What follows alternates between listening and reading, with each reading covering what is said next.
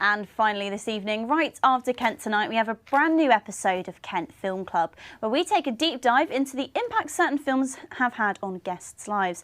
To find out what's on the show tonight and about the upcoming Oscars, our film presenter Deacy joins me in the studio. Chris, thanks for joining us. So let's start by talking about the Oscars. Always really exciting. What film should we be keeping our eyes peeled for? Well, it's really exciting because this is the time of year when, admittedly, you get some films that are not exactly Oscar material, but also things like The Holdovers, also All of Us Strangers, which actually is up for about 6 BAFTAs, but no Oscars. Oh, wow. But brilliant film, British film.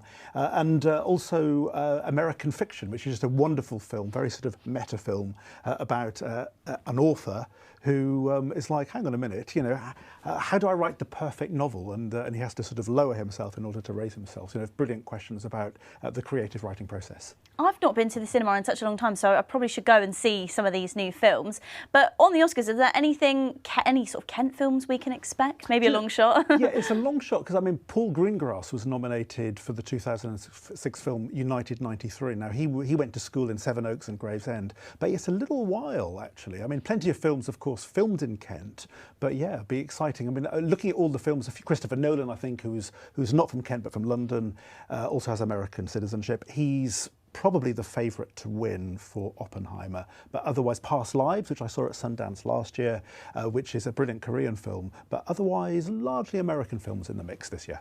So if there are sort of American films and sort of international films, why are the Oscars so important to those who are in Kent and other parts of the UK? Why does it sort of take hold of our lives, and why are people so fascinated to see a bit more about these films and the awards? It's a really good question, because it raises that whole question of what is it that we go to the movies for? Because the Oscars are often seen as a barometer of the sort of films that people in America like. But I remember it was the Oscars in '97 when all these indie films, the sort of films that you'd see at Sundance, including British films, including actually Brenda Blethyn, who has a Kent association, and she was nominated for Secrets and Lies and for Little Voice of Useless. It's all coming back to me. Good memory.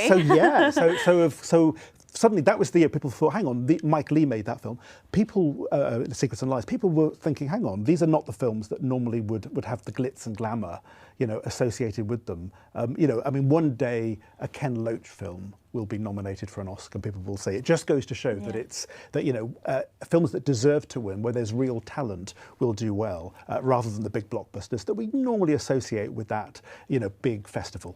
Is there any particular Oscar moment that stands out to you? Anything you remember from over the years of a really iconic moment? I didn't see it when it happened, but there's that famous, it was in 1989, so I didn't see it, but it was Rob Lowe dancing with Snow White. And it was people, you know, in the opening ceremony, it was like, you know, can this get any worse? This is as far as kitsch moments are concerned. But of course, there was the big one a few years ago, was it 2017, when Warren Beatty and Faye Dunaway were, who of course teamed after, you know, many years after they did Bonnie and Clyde, were announcing the Best Picture winner, and they announced the wrong film. It wasn't their fault, it was the envelope that was wrong. Now that was a really big moment when we thought it was La La Land, and actually, I remember this. It was Moon, what was the other one? But suddenly it was a different film entirely. Moonlight. Wasn't it? How did that happen?